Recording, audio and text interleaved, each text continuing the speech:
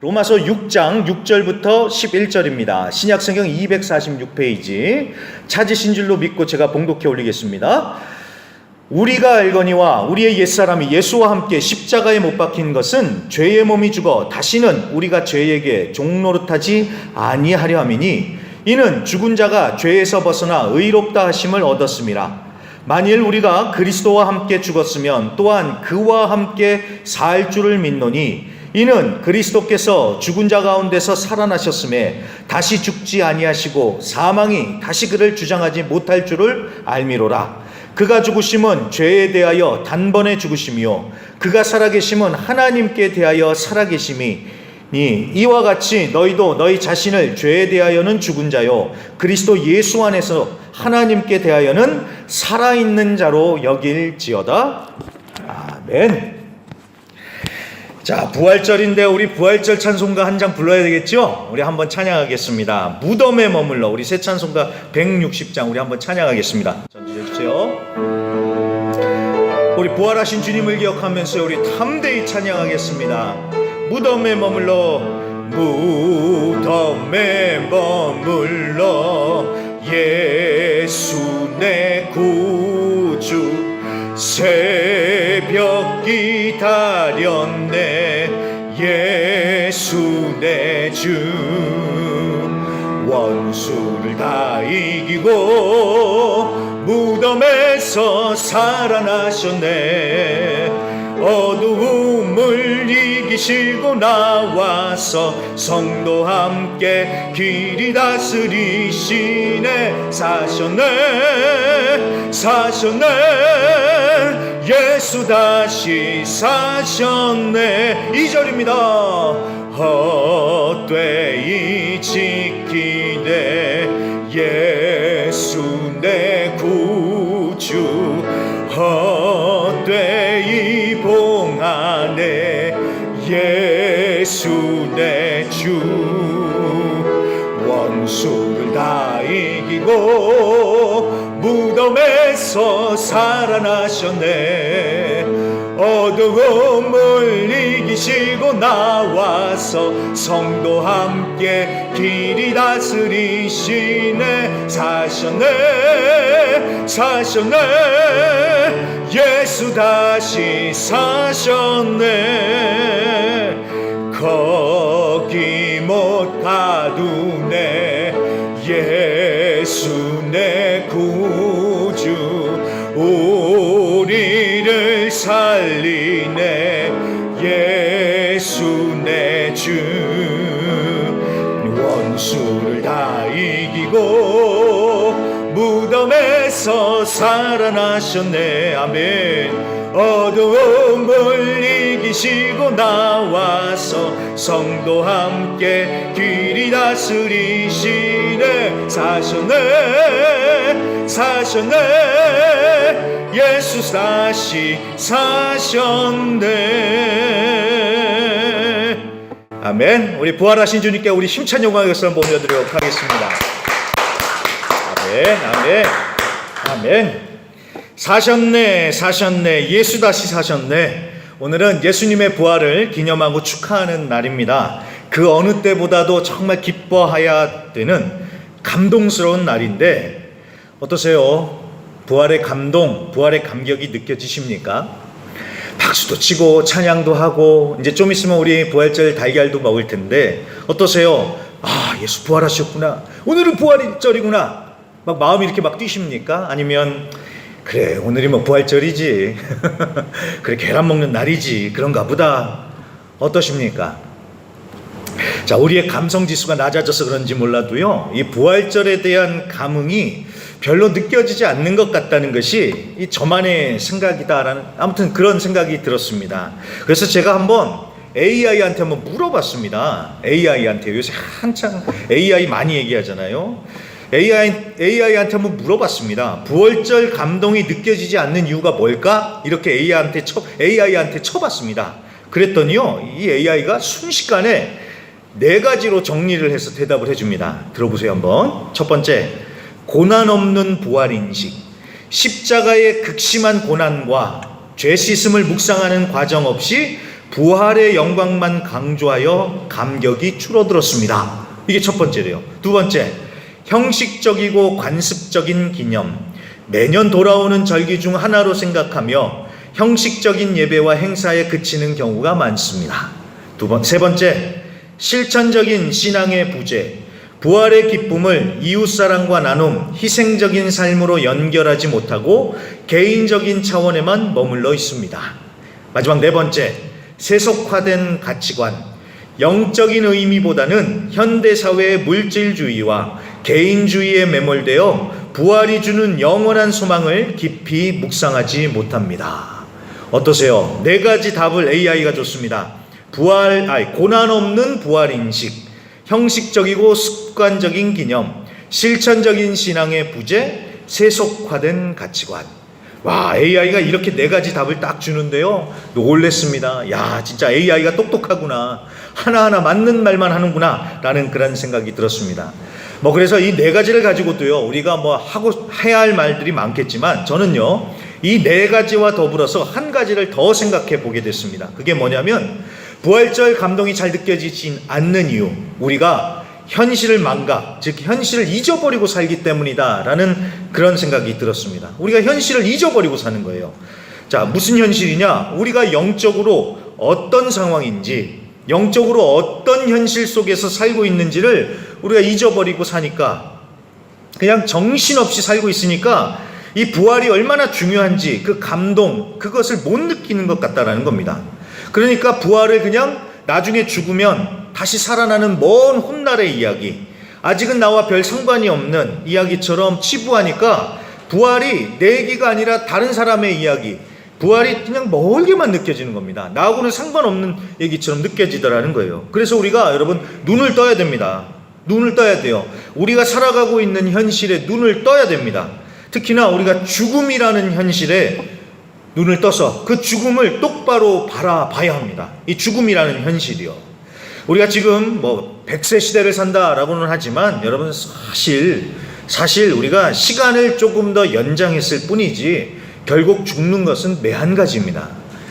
성경에서 가장 오래 산 사람이 무드셀라이죠. 몇 년 살았는지 기억나십니까? 969세까지 살았습니다. 정말 오래 살았습니다. 제가 생각해 보면요, 세상에 그렇게 긴 시간 동안 어떻게 살았을까 그런 깝깝하다는 생각이 듭니다. 근데 여러분 잘 보세요. 969년을 살았다고 하지만 그래도 결국 무드셀라도 죽었습니다. 그렇죠? 자, 이 좋은 주일날 제가 죽는 얘기를 해서 분위기가 좀 다운될 수도 있겠지만, 여러분 이게 바로 우리 인간의 현실이다라는 것입니다. 잘났건 못났건 부자건 가난한 자건 누구도 죽음을 피할 수 없다라는 거예요. 우린 다 죽게 되어 있다는 겁니다. 지난주 금요일에 우리 기도원에 부활동산을 다녀왔습니다. 함께 가셨던 성도님들 중에 한 분이 그런 말씀을 하시더라고요. 그 부활동산 묘지에 가니까 죽음이라는 현실이 새삼 깨달아지더라는 거예요. 맞아요, 여러분. 죽음이 우리의 현실입니다. 우리가 하루하루 정신없이 살아가다 보니까 이 죽음이라는 현실을 잊고 사는데, 여러분 죽음이 우리의 현실이자 운명입니다. 어느 시에 보니까 이렇게 표현을 합니다. 하루를 살았다는 것은 하루를 죽었다는 것이다. 와, 굉장히 말이 세죠. 근데 본래 이 시를 쓴 시인은요, 이게 그렇게 세게 쓰려고 쓴 게 아니라 굉장히 정겹게 긍정적인 그런 의미로 썼어요. 그런데 현실은 현실이라는 겁니다. 우리는 하루를 산 만큼 또 하루만큼 죽음에 더 가까워진 것입니다. 이게 우리의 현실이지요. 자, 죽음 얘기하니까 계속 분위기가 다운이 되는 것 같아요. 그런데 잘 보십시오. 여러분 이거 보세요. 죽음이라는 걸 얘기하는 것만으로도 이렇게 우울해져요. 그런데 여러분, 죽음이 가져다 주는 그 두려움, 고통, 파괴력, 단절감, 그리고 상실감, 여러분 이거는요 정말 어마어마합니다. 그리고 여러분, 죽음이라는 것은 본인에게만 영향을 끼치는 것이 아니라 주변 사람들에게도 파장이 흘러나갑니다. 그래서 건강하게 잘 사시길 부탁드립니다.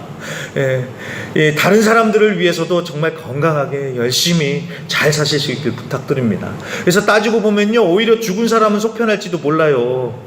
남은 사람이 힘들지, 그렇지 않아요? 네. 여러분, 이게 바로 죽음이라는 현실이라는 거예요. 현실이요. 현실. 이 현실을 우리가 알아야 된다는 겁니다. 그런데 성경에 보면은요, 성경은 이 죽음이라는 것이 죄의 결과라고 말씀합니다. 로마서 6장 23절에 너무나도 잘 아시는 말씀입니다. 죄의 삭은 사망이요. 죄의 대가, 즉 죄의 결과는 사망, 죽음이라는 것이에요.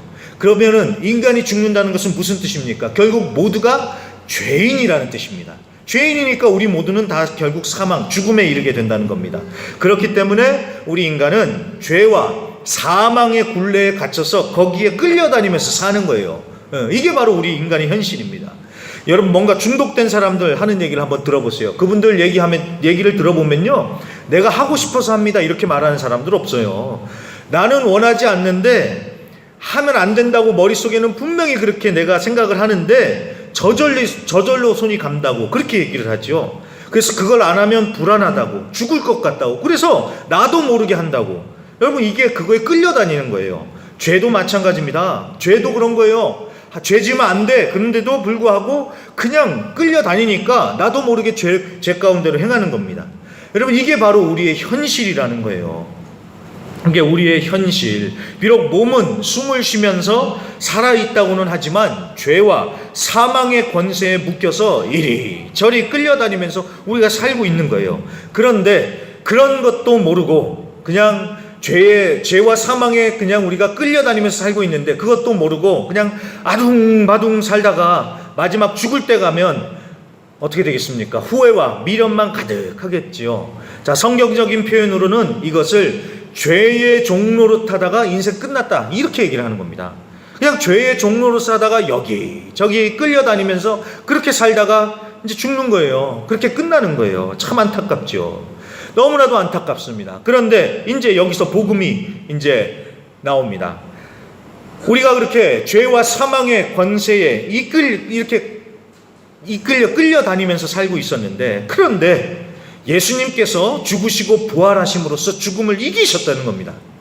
여러분, 지금까지 인류 역사상 그 누구도 죽음을 이기지 못했습니다. 아무리 기고 날고 뛴다고 하는 사람도 죽음 앞에서는 두 손 두 발 다 들고 여지없이 항복하고 끝났습니다. 죽었어요. 하지만 예수님은 죽음을 이기시고 다시 살아나셨습니다. 그리고 여러분, 죽음을 이기셨다는 것은요, 결국은 죄를 이기셨다는 뜻입니다. 그렇기 때문에 예수님께서 죽음을 이기시고 부활하셨기 때문에 죄를 이기셨고요. 그럼으로써 예수님은 사람이 아니라 하나님이시라는 것이 증명됐고요. 그리고 더 놀라운 사실은 이것입니다. 그런 예수님을 믿으면 예수님과 함께 죽고 예수님과 함께 다시 살아났기 때문에 더 이상 죄의 종노릇은 하지 않게 됐다라는 사실입니다. 자, 그게 바로 오늘 본문인 로마서 6장이 하는 말씀입니다. 자, 6장, 우리는 예수님과 합하여 죽었습니다. 그리고 예수님과 함께 다시 살아났다는 거예요. 그렇기 때문에 더 이상 죄와 사망의 종노릇하지 않는다라는 것이 바로 이 로마서 6장의 내용입니다. 비록 우리가 나중에 때가 되면 호흡이 다해서 지금의 이 육신, 이 몸뚱아리는 흙으로 돌아갈 것입니다. 그리고 우리는 완전한 부활을 기다리게 될 것입니다. 하지만 그때의 부활만이 아니라 이미 우리는 예수님과 함께 죽고 예수님과 함께 다시 살았기 때문에 우리는 더 이상 죄와 사망에게 이리저리 끌려다니지 않는다는 사실입니다. 예수님의 십자가 죽음과 부활로 죄의 지배력을 산산조각 예수님이 박살을 내버리셨기 때문에 예수 믿는 우리들도 이제는 죄와 죽음을 두려워하지 않고 우리도 이긴다라는 겁니다. 이게 바로 오늘 로마서 6장에 나오는 말씀의 내용입니다. 여러분, 한번 생각해 보십시오. 예수 믿기 전에는 우리가 어떻게 살았습니까? 우리는 예수 믿기 전에는요, 죄에 대해서 정말 무기력하게 살았습니다. 나는 내 마음대로 산다. 내가 원하는 대로 한다. 난 자유롭게 산다. 우리가 그렇게 말은 했지요. 하지만 결국 잘 보세요. 다 죄에 끌려다니면서 살았던 거예요. 나는 내 마음대로 산다 하면서 결국은 다 죄의 길로 다니면서 살았던 겁니다. 죄에 끌려다니면서 살았던 거예요. 그리고 아이고, 나는 죽는 거 하나도 안 무섭다. 여러분, 이렇게 우리가 말할 때가 있잖아요. 그런데 막상 죽음이 눈앞에 와 있으면 어떻게 합니까? 아이고, 죽기 싫다. 그렇잖아요. 우리가 그냥 쌩쌩할 때는 그냥 허세 부리면서 나 죽는 거 안 무섭다 그러지, 막상 죽음이 눈앞에 오잖아요. 그러면 죽음이 두려운 법이고 죽고 싶지 않은 게 우리의 본성이에요. 자, 지난번에 제가 기도원 묘지 대청소를 하러 가지 않았습니까? 그때 갔더니 우리 관리인 벨라키오가 그런 얘기를 하더라고요. 이 묘지를 혼자서 하려니까 너무 힘들다는 거예요. 그래서 좀 일꾼들을 불러다가 같이 하고 싶은데 일꾼들이 안 오려고 한대요. 안 오려고요. 아니 돈을 준다고 해도 안 온대요. 왜? 묘지래서요. 묘지래서. 묘지래서 와서 일하고 싶지가 않대요. 안 온대요. 안 온대요. 그러니까 죽음에 대한 두려움, 미신적인 그런 두려움이 있는 거예요. 그래서 요번에 이제 금요일에 묘지에 같이 갔던 성도님들하고도 이제 이런 얘기를 했죠. 그랬더니 세상 사람들은 묘지 가면서 무서워하고 두려워하고 또 가면 뭐 귀신을 달래야 하느니 마느니 이런 얘기를 한다고. 근데 여러분 잘 생각해 보세요. 우리 예수 믿는 사람은 어떻습니까? 아니 무슨 귀신을 달래겠어요. 우리 예수의 이름으로 귀신을 쫓아내는 사람들이지. 그렇죠. 그리고 우린 담대한 것이죠. 그렇습니다. 바로 그거예요.